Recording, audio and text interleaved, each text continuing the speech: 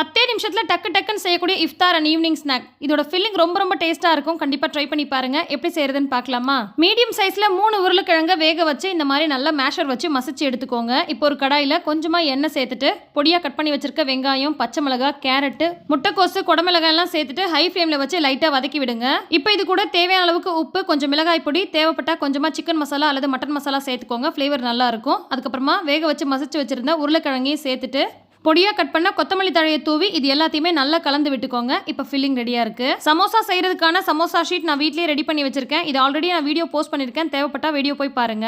இல்ல நீங்க ரெடிமேடா கடையில கூட வாங்கிக்கலாம். ஆனா ரொம்ப ஈஸி தான் வீட்ல செய்யறது. வீடியோல காமிக்கிற மாதிரி கரெக்டா அழகா மடிச்சீங்கன்னா உங்களுக்கு சமோசா ஷேப் சூப்பரா வரும். அண்ட் ஃபில்லிங் அதிகமா வச்சீங்கன்னா ஒழுங்கா மடிக்க வராது. அதனால தேவையான அளவுக்கு மட்டும் ஃபில்லிங் வச்சுக்கோங்க. இந்த மாதிரி எல்லாத்தையுமே ரெடி பண்ணிட்டு எண்ணெயில போட்டு பொரிச்சு எடுக்க வேண்டியதான். மிதமான தீயில வச்சு பொரிச்சு எடுத்துக்கோங்க. அப்பதான் ஈவனா வேகும். பாக்குறதுக்கும் சாப்பிடுறதுக்கும் சூப்பரா இருக்கும். சிக்கன் சமோசா ரெசிபி வேணும் அப்படின்னா சிக்கன் சமோசான்னு கமெண்ட் பண்ணுங்க.